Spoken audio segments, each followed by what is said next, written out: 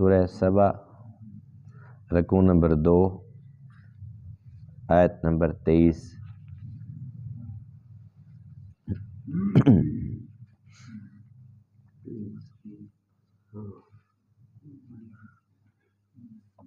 بائیسواں پارہ۔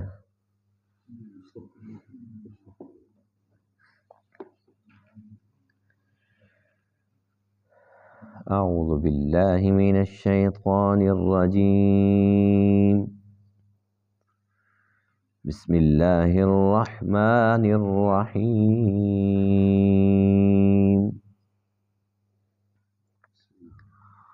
قل من يرزقكم من السماوات والأرض قل الله وإنا أو إياكم لعلى هدى أو في ضلال مبين۔ قل لا تسألون عما أجرمنا ولا نسأل عما تعملون۔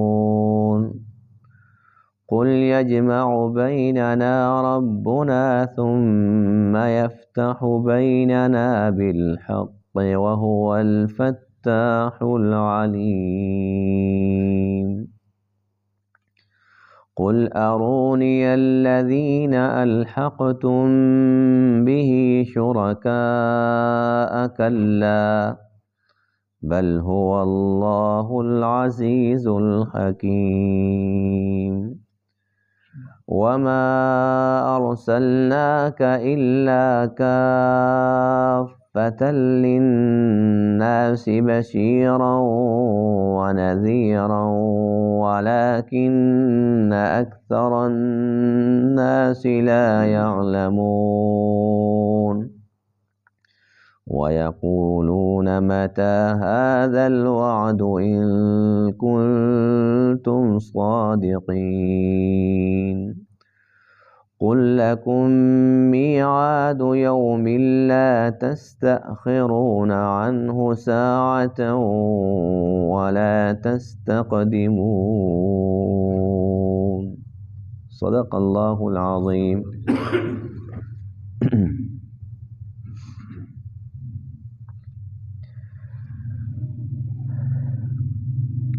گزشتہ درس میں اللہ تعالیٰ کی وحدانیت کا تذکرہ تھا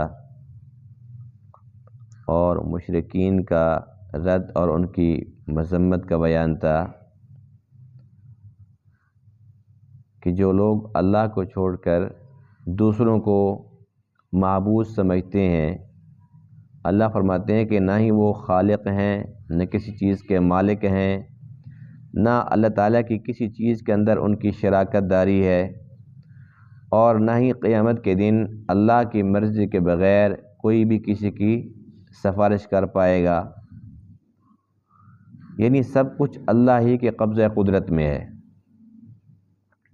آج کے درس میں ان آیات کریمہ کے اندر توحید اور رسالت اور قیامت تینوں کا تذکرہ ہے۔ توحید پر اللہ تعالیٰ نے بہت ہی پیارے انداز سے اپنے بندوں کو سمجھایا اور پیارے پیارے دلائل ارشاد فرمائے کہ جس کے اندر زیادہ نہیں تھوڑی عقل بھی ہو تو اس میں غور و فکر کرے تو اس کو اللہ تعالیٰ کی معرفت، اس کی پہچان نصیب ہو سکتی ہے۔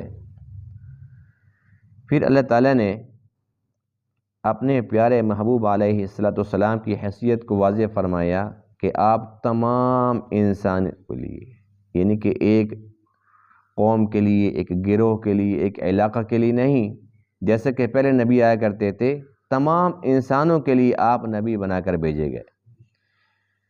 تو جب تک کوئی بھی اللہ کے رسول کی رسالت کو تسلیم نہیں کرے گا، اس کی کامیابی ناممکن ہے۔ پھر وہ لوگ جو اللہ تعالیٰ کی وحدانیت کو بھی نہیں مانتے، اللہ کے نبی کی نبوت و رسالت کو بھی نہیں مانتے، اور پھر پوچھتے ہیں جی قیامت کب آئے گی؟ تو اللہ فرماتے ہیں کہ وہ آئے گی اور ضرور آئے گی، اس کا ایک وقت مقرر ہے، اور جب وہ آئے گی تو تم نہ اس سے آگے جا سکتے ہو نہ پیچھے۔ اس کا وقت اللہ کے ہاں متعین ہے، بس جب وہ وقت آئے گا پھر تم جس حال کے اندر بھی ہوگے وہ آ کر رہے گی۔ اللہ فرماتے ہیں کہ جو لوگ اللہ کے علاوہ دوسروں کو شریک سمجھتے ہیں ان سے صرف ایک سوال پوچھ لو کہ اللہ کے علاوہ جن پر بھی تمہیں اعتماد ہے انہیں معبود سمجھتے ہو یا یہ سمجھتے ہو کہ ان کے پاس اختیارات ہیں، تو یہ ان سے پوچھیں کہ اللہ کے علاوہ کسی اور نے تمہیں آج تک رزق بھی دیا؟ کیا کوئی رزق دے سکتا ہے؟ ظاہر سی بات ہے کہ رزق تو اللہ ہی دیتا ہے۔ اللہ فرماتے ہیں کہ آسمانوں سے زمین سے ہر طرف سے انسان کو ہم روزی پہنچاتے ہیں، اس کو رزق عطا فرماتے ہیں۔ اب یہ آسان سی بات ہے کہ جو مشرکین ہیں ان کے جو بت ہیں لات منات عزا جن کو انہوں نے خود بنایا ہوا ہے، خود تراشا ہوا ہے، کیا وہ ان کو روزی دے سکتے ہیں جو اپنے وجود کے اندر ان کے محتاج ہیں؟ اگر وہ گر جائیں تو اٹھ نہیں سکتے، کتنی بار تو وہ ٹوٹے پڑے ہوتے ہیں، یہ ان کی مرمتیں کر رہے ہوتے ہیں، یعنی کہ اپنے خداؤں کی مرمت ان کو کرنی پڑتی ہے۔ تو اتنے کمزور کیا ان کو وہ رزق دے سکتے ہیں؟ اب اس دلیل کے بعد پھر اللہ فرماتے ہیں کہ اچھا ان کو یوں سمجھائیں کہ جب دو گروہوں کا موقف مختلف ہو تو لازمی سی بات ہے کہ ایک سچا ہوگا ایک جھوٹا ہوگا نا۔ تو ان کو یوں بتاؤ کہ ہمارے پاس تو توحید پر ایک نہیں بیسیوں دلائل ہیں، ہزاروں دلائل ہیں ہمارے پاس، تمہارے پاس اس شرک پر کوئی دلیل نہیں ہے، صرف ایک ہی دلیل ہے کہ ہم نے اپنے بڑوں کو یوں کرتے دیکھا ہے، یہ ایک دلیل ہے، اس کے علاوہ اور کچھ نہیں ہے جس کو کوئی بھی عقل مند تسلیم کرنے کے لیے تیار نہیں ہے۔ تو اللہ فرماتے ہیں کہ پھر اسی سے ہم فیصلہ کر سکتے ہیں کہ ہدایت پر کون ہے اور گمراہی پر کون ہے۔ جس کے پاس دلائل ہیں ظاہر سی بات ہے کہ وہ حق پر ہے، اور جب مشرکین کے پاس شرک پر کوئی دلائل نہیں، دلیل ہی نہیں ہے، تو کھلی بات ہے کہ یہ گمراہی کے اندر ہے۔ اس کے باوجود پھر کہتے ہیں تم ایسے ہو، تم ایسے ہو، مسلمان یوں کہتے ہیں، مسلمان یوں کرتے ہیں۔ تو اللہ فرماتے ہیں کہ آپ ان کو یوں فرما دیجئے کہ اچھا ہم جو کرتے ہیں اچھے برے جو بھی ہے اس کے بارے میں تم سے تو نہیں پوچھا جائے گا، اور جو تم کرتے ہو ہم سے نہیں پوچھا جائے گا۔ پوچھنا کس نے ہے؟ اللہ نے پوچھنا ہے۔ تو ہم تو مطمئن ہیں، اور ہمارا تو ایمان اس بات پر کہ اللہ کے ہاں ایک دن متعین ہے اور اس دن اللہ نے فیصلے کرنے ہیں، وہاں پر ہم بھی ہوں گے، آپ بھی ہوں گے، سب کے سب اکٹھے ہوں گے، اس وقت اللہ تعالیٰ ضرور فیصلہ فرمائے گا اور حق کا فیصلہ فرمائے گا۔ ہمیں یقین ہے کہ وہ ہمارے حق میں ہوگا کہ ہم حق پر ہیں، اس وقت تمہارا کیا بنے گا؟ تو یہ کتنی آسان سی بات ہے، اس کے لیے ضروری نہیں کہ کوئی بندہ کوئی ایم اے پاس ہو، کوئی پی ایچ ڈی، کوئی فلاسفر ہو، یہ ہر پڑھے لکھے ان پڑھ چھوٹے بڑے ہر بندے کو یہ بات سمجھ آنے والی ہے کہ ہاں واقعی بات تو سچ ہے کہ رزق تو اللہ ہی دیتا ہے۔ اب آج تک کسی نے بھی نہیں سنا کہ آج بارش آ رہی ہے اور فلاں پیر مرشد نے دیے، سنا کسی نے بھائی؟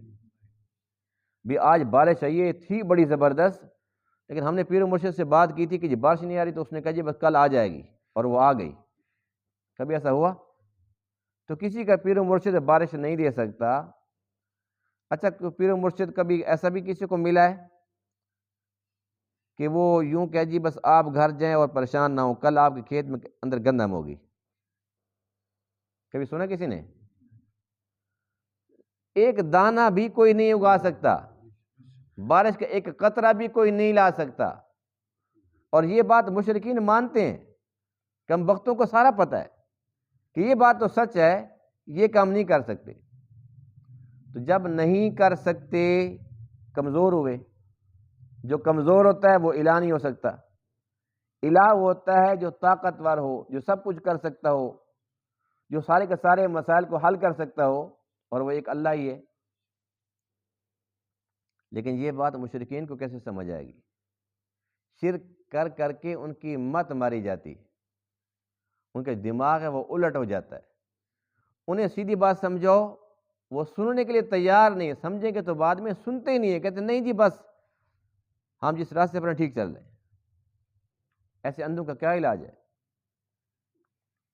قل آپ فرما دیجئے من یرزقکم کون ہے جو تمہیں رزق دیتا ہے من السماوات آسمانوں سے، والارض اور زمین سے؟ اب اس کا جواب چونکہ مشرکین کے پاس نہیں تھا، اس لیے اللہ کیا فرماتے ہیں؟ قل اللہ، آپ فرما دیجیے اللہ۔ ان کے پاس جواب نہیں ہے، سوال بھی آپ نے کرنا ہے، جواب بھی میرے محبوب آپ نے دینا ہے۔ وَإِنَّا أَوْ إِيَّاكُمْ، اور ہم یا تم، لَعَلَىٰ ہُدًى، یا تو ہدایت پر ہوں گے، او فی ضلال مبین، یا کھلی گمراہی میں۔ ظاہر سی بات ہے کہ جو موحد ہیں وہ ہدایت پر ہیں، اور مشرک ہیں وہ کھلی گمراہی کے اندر ہیں۔ قل، آپ فرما دیجئے، لا تسألون، نہیں پوچھے جاؤ گے تم، عما اجرمنا، اس سے جو ہم کریں گے۔ اگر ہم کوئی غلط کام کریں گے، ہم کوئی جرم کریں گے، تم نہیں پوچھے جاؤ گے۔ ولا نسأل، اور نہ ہی ہم پوچھے جائیں گے، عما تعملون، ان کاموں سے جو تم کرتے ہو۔ قل، آپ فرما دیجئے، یجمع بیننا ربنا، جمع فرمائے گا ہمیں ہمارا رب، ہم سب کو اکٹھا کر دے گا۔ ثم یفتح بیننا بالحق، پھر ہمارے درمیان فیصلہ فرمائے گا حق کے ساتھ۔ وہو الفتاح العلیم، اور وہ فیصلہ فرمانے والا، العلیم، سب کچھ جاننے والا ہے۔ قل، آپ فرما دیجئے، ارونی الذین، تم مجھے دکھاؤ، الحقتم بہ، شرکاء، جنہیں تم اللہ کے ساتھ ملاتے ہو شریک، وہ مجھے دکھاؤ، یعنی ان کے کو کارنامے دکھاؤ۔ اب یہاں پر ظاہر سی بات ہے کہ جواب پھر نفی میں ہے، کوئی جواب نہیں ان کے پاس، تو پھر اللہ خود جواب دیتے ہیں، کلا، ہرگز نہیں، ایسا کر ہی نہیں سکتے، کیا دکھائیں گے؟ بھی اللہ کی اتنی مخلوق ہے، ان کی کوئی ایک مکھی انہوں نے آج تک بنائی ہے؟ کوئی ایک مچھر پیدا کی ہے؟ انہوں نے تو کچھ پیدا کیے ہی نہیں ہے، کک بھی نہیں بنائے ان لوگوں نے۔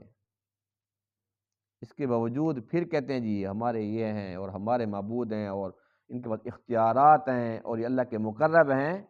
فرمایا بل هو اللہ العزیز، بلکہ وہ اللہ غالب ہے، الحکیم، حکمتوں والا ہے۔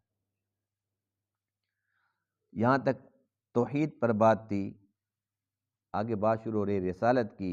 وما ارسلناک، اور ہم نے نہیں بھیجا آپ کو رسول بنا کر، الا کافۃ للناس، مگر تمام انسانوں کے لیے، بشیراً، آپ خوشخبری سنانے والے، ونذیراً، اور ڈرانے والے ہیں۔ ولکن اکثر الناس لا یعلمون، اور لیکن اکثر لوگ جانتے نہیں۔ ویقولون، اور کہتے ہیں، متی ھذا الوعد، یہ وعدہ کب ہوگا، ان کنتم صادقین، اگر تم سچے ہو، یعنی سچا بھی نہیں مانتے، پھر پوچھتے بھی ہیں قیامت کب آئے گی۔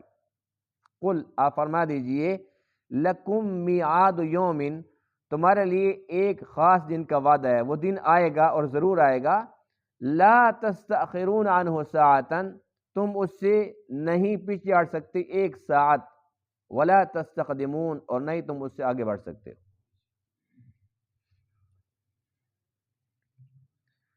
اللہ تعالیٰ کی یہ صفت اور یہ شان ہے، ان اللہ هو الرزاق، کہ وہ رزق دینے والا ہے، وہ رزاق ہے، وہ رازق ہے۔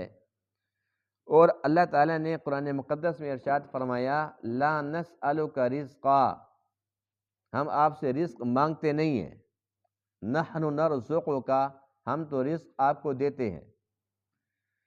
رزق جو ہے وہ اللہ دیتا ہے، اور اللہ نے اپنے ہاتھ میں رکھا ہوا ہے۔ اس پہ سب کہتے ہیں الحمدللہ۔ اگر یہی ایک صفت ہم اس پہ تھوڑا سا غور و فکر کریں کہ اللہ تعالیٰ رزق دیتا ہے اور اس نے اپنے ہاتھ میں رکھا ہوا ہے، اس کی گہرائی میں جاتے ہیں تو اللہ تعالیٰ کے ساتھ پیار بڑھتا ہے، اللہ کے ساتھ محبت میں اور اضافہ ہوتا ہے، اور بے ساختہ ہم کہتے ہیں سبحان تیری قدرت، تو کیسے رزق دیتا ہے اور کس انداز سے دیتا ہے، انسان کو وہم و گمان بھی نہیں ہوتا۔ اللہ فرماتے ہیں کہ جو مجھ سے ڈرتا ہے، وَمَن يَتَّقِ اللَّهَ، جو اللہ تعالیٰ سے ڈرتا ہے، يَجْعَلْ لَهُ مَخْرَجًا، اللہ اس کے لیے ہر تنگی سے راستہ بھی نکالتے ہیں۔ وَيَرْزُقُهُ مِنْ حَيْثُ لَا يَحْتَسِبُ، اور رزق ایسی جگہ سے دیتے ہیں جہاں پر اس کو گمان بھی نہیں ہوتا۔ انسان تو پھر انسان ہے۔ اللہ کا قرآن یہ کہتا ہے وَكَأَيٍّ مِّن دَابَّةٍ لَا تَحْمِلُ رِزْقَهَا، کہ زمین پر کوئی بھی چوپایا، کوئی جانور آپ کو ایسا نظر نہیں آئے گا جس نے اپنا رزق اپنی پشت کے اوپر اٹھایا ہوا ہو۔ اللہ یرزقها، اللہ ان کو رزق دیتا ہے، وَإِيَّاكُمْ، اور تمہیں بھی۔ پھر اللہ فرماتے ہیں وَمَا مِن دَابَّةٍ فِي الْأَرْضِ إِلَّا عَلَى اللَّهِ رِزْقُهَا، 12واں پارہ پہلی آیت۔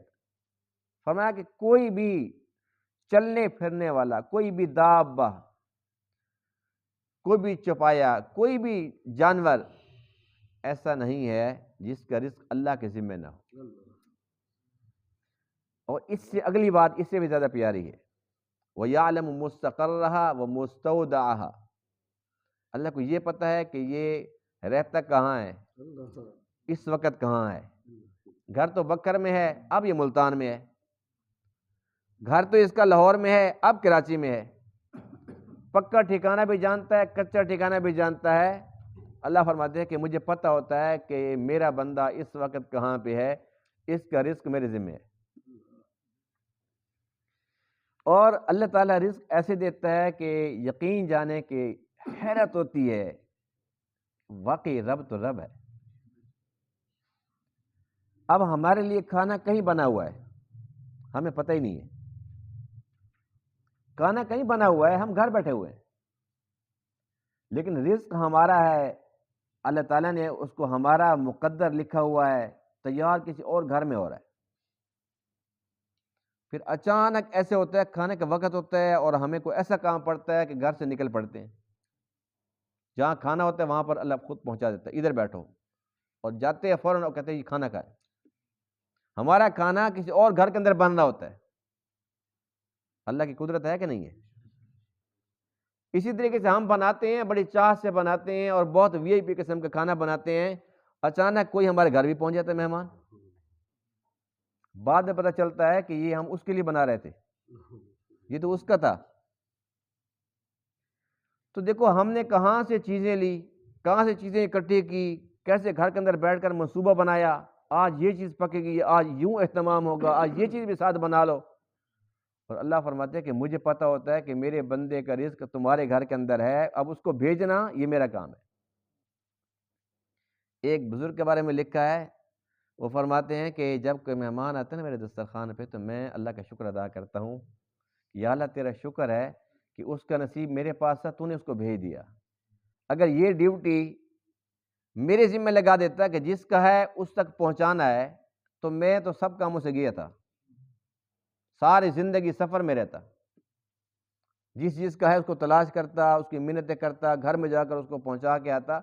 شکر ہے کہ بھیجتا تو خود ہے بندے کو، لیکن آج کل کوئی مہمان آ جائے تو پھر ہم پریشان ہو جاتے ہیں۔ ہے ایسی بات کہ نہیں ہے؟ حدیث پاک میں ہے من کان یؤمن باللہ والیوم الآخر، جو اللہ پر اور آخرت کے دن پر یقین رکھتا ہو، ایمان رکھتا ہو، فلیکرم ضیفہ، اس پر لازم ہے کہ وہ مہمان کا اکرام کرے۔ مہمان کو کھلاؤ، کھلانے سے رزق بڑھتا ہے، ہمیشہ جو کھلانے والے ہیں ان کا بڑھتا ہے، دینے والوں کو اللہ اور دیتا ہے۔ اور مہمان کا اکرام یہ اللہ کے نبی کا فرمان ہے کہ تم پر لازم ہے، واجب ہے، اس کو بوجھ مت سمجھو، اس کو چٹی مت سمجھو، یہ آئے گا خیر لائے گا، برکتیں لائے گا، اس کو کھانا کھلاؤ، اکرام کرو، اور یہ سوچو کہ اللہ نے اس کو خود بھیج دیا، ورنہ اس کا نصیب اس کے گھر کے اندر پہنچانا پڑتا تو کتنا مشکل ہو جاتا۔ یہ تو اچانک دیکھو نا، کوئی ملتان سے، لاہور سے، کراچی سے کوئی اچانک سفر کر کے آیا ہوا تھا، ہمارے پاس کھانا کھا لیا، اگر یہی لقمہ کراچی میں پہنچانا پڑتا تو ہم کیا کرتے؟ کتنا مشکل کام ہو جاتا۔ اچھا پھر یہ دیکھیں کہ انسان نہیں کتنی مخلوقات ہیں، اور ہر ایک کی خوراک الگ الگ، کوئی صرف گھاس، کوئی صرف گوشت۔ اچھا، جو جانور ہیں اللہ کیا فرماتے ہیں کہ جتنے بھی چوپائے ہیں جانور ہیں، درندے سمجھ لیں، اور کسی نے اپنی پیٹھ پر اپنا رزق اٹھایا ہوا نہیں ہے، لا تحمل رزقها اللہ یرزقها۔ اب شیر ہے، شیر گھاس کھاتا ہے؟ وہ تو گوشت ہی کھاتا ہے نا، اور گوشت کھاتا ہے اور ہر روز کھاتا ہے۔ وہ اس بات کو تسلیم نہیں کرتا کہ منگل ہے یا بدھ ہے۔ یہ منگل بدھ کی چھٹی ہمارے انسانوں کے لیے، شیر کے لیے نہیں ہے۔ اور ہم تو آج لیں گے اور 3 دن بعد اس کو پکائیں گے، 4 دن بعد اس کو کھا لیں گے۔ شیر کہتے ہیں تازہ کھاؤں گا، وہ فریج والا بھی نہیں کھاتا۔ تو کیا خیال ہے کہ آج تک کبھی ایسا سنا کسی نے کہ شیر پریشان ہے یا چلو گھاس ہی لے آؤ، آج گوشت تو ختم ہو گیا؟ سنا کسی نے؟ تازہ شکار کرتا ہے، اور شیر جہاں بھی رہتا ہے وہ گوشت ہی کھاتا ہے۔ اس کی فطرت کے اندر گوشت کھانا ہے، اللہ نے اس کی فطرت بنا دی ہے، وہ خون خوار درندہ ہے۔ یہ ناممکن سی بات ہے کہ وہ یہ کہہ جی آج منگل ہے یا بدھ ہے، جو میں تھکا پڑا ہوں، چلو کوئی بات نہیں، آج میں روزہ رکھ لیتا ہوں، چلو کوئی بات نہیں، پانی پہ گزارا کر لیتا ہوں، آج صرف میں گھاس کھا کے گزارا کر لوں گا۔ وہ کہتا ہے گوشت کھانا ہے صرف، اور پیٹ بھر کے کھانا ہے، بھوکا بھی نہیں رہنا۔ اللہ اس کو کھلاتا ہے کہ نہیں کھلاتا؟ کتنے جانور ایسے ہیں جو معذور ہیں، چل پھر نہیں سکتے۔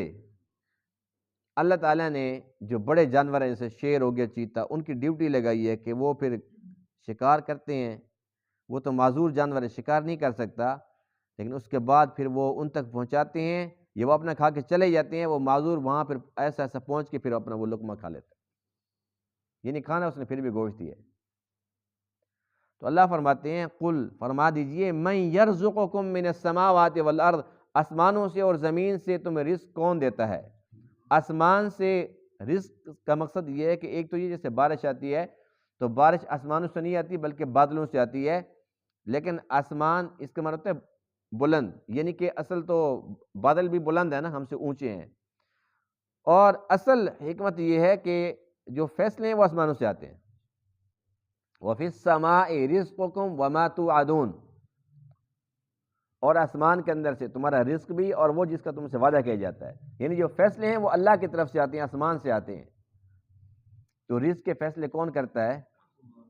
اور یہ فیصلے آسمانوں پر ہوتے ہیں، والارض، اور زمین سے انسان کو رزق ملتا ہے۔ اب بارش آتی ہے، پھر وہ زمین پر آ کر جہاں اللہ تعالیٰ کی چاہت ہوتی ہے وہیں پہنچتی ہے، اور اس کے بعد وہاں سے پھر سبزہ نکلتا ہے، اس کے بعد اس کو جانور کھاتے ہیں، سبزیاں نکلتی ہیں انسان کھاتے ہیں، پھل فروٹ ہیں انسان کھاتے ہیں، اناج ہے انسان کھاتا ہے۔ اب یہ ایک گندم کا دانہ کسان نے ڈال دیا، زمین کتنی سخت ہے، اس کے اندر سے وہ کتنی نرم کوپل ہے، وہ آرام سے نکل رہی ہے، ہر سبزہ وہ زمین کا سینہ پھاڑ کے چیر کے نکلتا ہے۔ اب اس کو کون نکالتا ہے؟ اللہ خود نکالتے ہیں۔ اللہ فرماتے ہیں افرأیتم ما تحرثون، کیا تمہیں پتہ ہے جو تم کھیتی باڑی کرتے ہو؟ اانتم انزلتموہ من المزن ام نحن المنزلون، کیا یہ تم بارش لاتے ہو یا ہم لاتے ہیں؟ لیکن انسان کو یہ باتیں سمجھ نہیں آتی، انسان اس کے اندر غور و فکر کے لیے تیار نہیں ہے۔ وہ کہتے ہیں جی بس یہ بخارات اٹھتے ہیں جی سمندر سے، اوپر جا کے بادل بن جاتے ہیں، اس کے بعد بس پھر وہ برسنا شروع ہو جاتے ہیں، جبکہ اللہ فرماتے ہیں کہ یہ بخارات بناتا کون ہے، ان کو اوپر اٹھاتا کون ہے؟ پھر بادل تو آتے ہیں، پھر تم انتظار کرتے ہو بارش کیوں نہیں آتی؟ پھر ایک جگہ لوگ مانگتے ہیں جاتی کسی اور جگہ ہے، پھر جب بارش آتی ہے تم کہتے ہو اللہ بس کر دے، اللہ فرماتا کیوں بس کروں؟ ایک ایک قطرہ اللہ کے حکم سے آتا ہے، اور اس کے اندر نفع نقصان اللہ ہی نے رکھا ہوتا ہے۔ یہ تو سائنسدان کہتے ہیں یہ خود بخود نظام بس ایسے سے بس بن گیا اور چل رہا ہے، بس ایک عرصے کے بعد جو ہے پھر یہ ٹوٹ پھوٹ کا شکار ہو جائے گا، بس ختم ہو جائے گا۔ جن کا اللہ پہ ایمان نہیں وہ ایسی باتیں کہہ سکتے ہیں، لیکن ہم مومن ہیں الحمدللہ، ہم مسلمان ہیں، ہمارے اس بات پر یقین ہے کہ یہ سب کچھ اللہ ہی کا پیدا کردہ ہے، ہر ایک چیز کے خالق بھی اللہ ہیں، ہر ایک چیز کے مالک بھی اللہ ہیں، اور سب کچھ اللہ کے قبضہ قدرت میں ہے۔ آسمان کی بلندی سے لے کر زمین کی پستی تک تدبیر بھی اسی کی چلتی ہے، اختیارات بھی اسی کے پاس ہیں، اس نے جو فرشتے مقرر کر دی، جیسے میکائیل کی ڈیوٹی ہے بادل پر، بارش پر، لیکن اختیار نہیں ہے کہ اپنی مرضی کے ساتھ وہ کسی کی بات مان کے اور بادل کو کہے چل جا۔ حکم اللہ کا چلتا ہے، اللہ سے پوچھتا ہے کہ یا اللہ کیا حکم ہے، حکم اللہ دیتا ہے، کام پھر وہ کرتا ہے۔ تو یہ باتیں جو بطور دلیل ہیں توحید کے، یہ موحدین کو تو سمجھ آتی ہیں لیکن مشرکین کو سمجھ نہیں آتی۔ مشرکین نے صرف اعتراض ہی کرنا ہوتا ہے، اور ہر دور کا مشرک ہی ہوتا ہے، اس کو جتنا بھی سمجھاؤ وہ اپنی بات پہ پکا ہوتا ہے، شیطان اس کو پکا کر دیتا ہے۔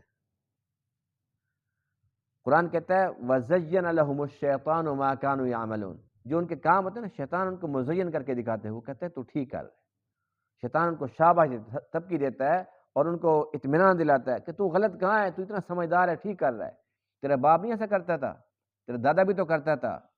وہ باپ دادے پہ لے جاتے ہیں، وہ کہتے ہیں ہاں کرتے تو تھے، کہتا ہے بس کہ میں بھی سب کچھ کروں گا۔ وہ سیدھے راستے پر آنے نہیں دیتا، اس لیے کہ اگر بندہ سیدھے راستے پر آ گیا تو اس کا ایک ووٹ کم ہو گیا، اس نے اپنے ووٹ بڑھانے ہیں۔ شیطان کے بارے میں ہم سوچتے ہیں نا کہ اس کو کیا ضرورت پیش آ گئی ہے کہ وہ کیوں لوگوں کو ورغلاتا ہے۔ شیطان کے اندر نا ایک شیطانی چھپی ہوئی ہے جس کو اللہ کے قرآن نے ظاہر فرمایا انما یدعو حزبہ لیکونوا من اصحاب السعیر، وہ اپنا لشکر بڑا کرنے کے چکر میں ہے۔ وہ کہتا ہے کہ جب میں جہنم میں جاؤں تو بڑے پروٹوکول کے ساتھ جاؤں، بڑا لشکر پیچھے ہو، پتہ چلے شیطان آ رہا ہے۔ اپنی جماعت کو وہ بڑا کرنے کے چکر میں ہے۔ کتنے نادان اور جاہل اور بے وقوف ہیں وہ لوگ جو اس کی جماعت کا ممبر بن جاتے ہیں، اور وہ بھی خود بخود، نہ اس کے پاس کوئی ڈنڈا ہے، نہ اس کے پاس کوئی طاقت ہے، صرف وسوسہ، بندوں کو ورغلاتا ہے اور بندے پہلے سے تیار بیٹھے ہوتے ہیں۔ اللہ فرماتے ہیں قل، آپ فرما دیجئے ارونی الذین الحقتم بہ شرکاء، کہ جنہیں اللہ کے ساتھ تم ملاتے ہو مجھے تو کچھ ہی دکھاؤ، ارونی مجھے دکھاؤ، مجھے بتاؤ کہ ان کے پاس کیا ہے، ان کی کہیں مخلوق ہے؟ ان کے پاس جب کچھ بھی نہیں ہے، کلا ہرگز نہیں، ایسا ممکن ہی نہیں ہے۔ آج تک جن کے اوپر لوگوں کو بھروسہ ہے یا ناز ہے، یا جس دور کے مشرکین نے بھی اللہ کو چھوڑ کر اللہ کے غیر کو اپنایا، سب نے مل کر ایک مکھی تک نہیں بنائی، نہ مکھی کا کو پر بنا پائے بیچارے۔ اور اللہ کا قرآن یہ کہتا ہے کہ مکھی پیدا کرنا تو پھر بڑی بات ہے، اگر کوئی چیز ان سے چھین لے وَإِن يَسْلُبْهُمُ الذُّبَابُ شَيْئًا لَا يَسْتَنقِذُوهُ مِنْهُ، مکھی سے چھڑا بھی نہیں سکتے۔ مکھی کو چیز اٹھا کر جا رہی ہے، اس کو دھمکے دے چل رہا کہ یہاں پر، وہ کہتے چل اپنا کام کرو۔ مکھی ان کی بات نہیں مانتی، اوقات ان کی یہ ہے۔ اور میں ضعف الطالب والمطلوب، جو طالب ہے جس کے پیچھے پڑا ہوا ہے یہ بھی ضعیف، اور جس کے پیچھے پڑے ہوئے ہیں مطلوب وہ بھی ضعیف ہے۔ اس سے زیادہ پیارا انداز یعنی کیا ہو سکتا ہے؟ کتنی پیاری شان سے اللہ تعالیٰ سمجھا رہے ہیں، لیکن پھر بھی مشرکین کی بدنصیبی ہے کہ آسان سے آسان بات ان کو سمجھ نہیں آ رہی، اس لیے کہ ان کے دلوں پر تالے پڑے ہوئے شرک کر کر کے، یہ سمجھنے کے لیے تیار نہیں ہے۔ اللہ کے نبی تمام انسانوں کے لیے نبی بنا کر بھیجے گئے، بشیر نذیر بنا کر بھیجے گئے۔ یہ آیت ہمارے نبی پاک کی شان کے لیے ہے کہ آپ عالمی نبی ہیں، علاقائی نبی نہیں ہیں، کسی ایک زبان کے لیے یا کسی ایک علاقے کے لیے، ایک قوم کے لیے نہیں ہیں۔ ورنہ اس سے پہلے جو رسول آتے تھے تو اللہ فرماتے ہیں الا بلسان قومی، بس وہ اپنے علاقے کے لیے، اپنی جو ان کی قوم ہوتی ہے ان کی زبان کا ایک نبی ہوتا تھا، اور ایک ایک وقت کے اندر کئی نبی، کئی 100 ایک ہی وقت میں ایک ایک علاقے کے اندر کئی نبی کام کرتے تھے۔ تو اللہ کے نبی آخری نبی ہیں، اور تمام کے تمام جہانوں کے لیے، تمام کے تمام انسانوں کے لیے۔ تو یہ آپ کی شان ہے الحمدللہ کہ ہمارے نبی کتنے شان والے ہیں، جنات کے لیے، انسانوں کے لیے، فرشتوں کے لیے، تمام مخلوق کے لیے نبی ہیں، اور قیامت تک اور کوئی نبی نہیں آئے گا، اللہ کے نبی آخری نبی ہیں۔ تو یہ بات بھی بہت آسان ہے، لیکن جو منکرین رسالت ہیں انہیں کہاں سمجھ آئے گی؟ آج بھی لوگ یہودی ہیں تو وہ یہودی کھڑے ہوئے ہیں، یعنی اللہ کے نبی سے پہلے کے ہیں، کھڑے ہوئے ہیں وہیں پر۔ عیسائی ابھی تک وہیں عیسائیت پہ چمٹے ہوئے ہیں، اور باقی جو غیر مسلم ہیں نہ یہ کہ وہ مانتے نہیں، بلکہ کوئی مذاق اڑاتا ہے، کوئی باتیں، کوئی اعتراضات، ان کی مت ماری گئی ہے۔ یہ بھول چکے ہیں کہ ان تمام کا وجود بھی اللہ کے نبی کے صدقے سے ہے۔ اگر اللہ اپنے محبوب کو پیدا نہ کرتا تو یہ دنیا میں آتے ہی نہ۔ آج نبی کے صدقے سے دنیا میں آنے والے نبی پر اعتراض کرتے ہیں، ان بکواسیں کرتے ہیں، بھونکتے ہیں، بے شرم اور بے حیا لوگ ہیں۔ اور پھر ایسے کافر لوگ جو ہم کسی کو ہنس کے ملتے ہیں تو کہتے ہیں جی ہیں تو کافر لیکن ان کے اخلاق بڑے اچھے ہیں۔ حیرت ہوتی اس بات پر، جو اللہ کو وحدہ لا شریک نہیں مانتا، کیا وہ اچھے اخلاق والا ہے؟ خالق کو نہیں مانتا، مالک کو نہیں مانتا، پیارے نبی پاک کو نہیں مانتا، اس سے بڑا بد اخلاق کون ہو سکتا ہے؟ کیا صرف جو ہنس کے ملے ہم کہتے ہیں بڑا با اخلاق ہے؟ اخلاق اس چیز کا نام نہیں ہے کہ صرف ہنس کے ملو۔ جب تک عقیدہ ٹھیک نہیں ہے، جب تک عقیدت ٹھیک نہیں اللہ کے بارے میں، اللہ کے نبی کے بارے میں، تب تک انسان ہی نہیں کہلانے کے حقدار ہے وہ، با اخلاق تو دور کی بات ہے۔ اللہ کا قرآن نہیں کہہ رہا اولئک کالانعام، یہ جانور جیسے ہیں، بل ہم اضل، ان سے بھی گئے گزرے۔ مانتے کچھ نہیں ہے، پھر پوچھتے ہیں متی ھذا الوعد، یہ وعدہ کب آئے گا، قیامت کب آئے گی؟ ان کنتم صادقین، اگر تم سچے ہو، یہ سچے مانتے نہیں ہیں، ان کنتم صادقین، اگر تم سچے ہو تو بتاؤ۔ اللہ فرماتے ہیں کہ ہاں ہم سچے ہیں، میرا نبی سچا ہے، میری بات سچی ہے، وہ دن ہے اور متعین ہے، مقرر ہے، اور میں کو تو پابند ہوں تمہیں بتانے کا کون سے سن میں آئے گا وہ۔ یہ تو اللہ نے یہ راز اپنے پاس رکھا ہوا ہے، کسی کو بھی نہیں بتایا۔ ہمارے پیارے نبی علیہ السلام نے نشانیاں بتائی ہیں ضرور، قیامت سے پہلے یہ نشانی ہوگی، یہ نشانی ہوگی، یہ نہیں بتایا کہ فلاں سن میں قیامت آ جائے گی، خیال رکھنا، نہیں بتایا تھا۔ اور اللہ فرماتے ہیں وَعِندَهُ عِلْمُ السَّاعَةِ، قیامت کا علم صرف ہے بھی اللہ کے پاس، کسی کے پاس ہے نہیں، اس لیے بتایا ہی نہیں ہے۔ تو اس بات سے کیا غرض ہے؟ جو بندہ مانتے ہی نہیں وہ پوچھتا کیوں ہے؟ چلو وہ تو مانتے نہیں، ہم مانتے ہیں الحمدللہ، لیکن جب ہم مانتے ہیں تو پھر ہم بدعمل کیوں ہیں؟ ہمیں چاہیے کہ جب مانتے ہیں تو ہم اس کی تیاری کریں۔ قیامت آئے گی اور ضرور آئے گی، اور قیامت کبریٰ سے پہلے قیامت صغریٰ، یعنی کہ ہر ایک انسان کی موت، وہ تو اتنی قریب ہے کہ معلوم نہیں سانس کتنے باقی بچے ہوئے۔ اس لیے ہمیں چاہیے کہ قیامت صغریٰ بھی حق ہے اور کبریٰ بھی حق ہے۔ ہم ہر وقت تیار رہیں کہ جب بھی اللہ کا بلاوا ہے تو ہم بالکل توبہ کے ساتھ ہوں اور ایمان کے ساتھ ہوں اور عافیت کے ساتھ ہوں، اللہ کے پاس پہنچ جائیں۔ ہر وقت توبہ کے ساتھ رہیں، نہیں پتہ کب بلاوا آ جائے۔ اللہ تعالیٰ تمام باتوں کو سمجھنے عمل کرنے کی توفیق عطا فرمائے۔ وآخر دعوانا الحمدللہ رب العالمین۔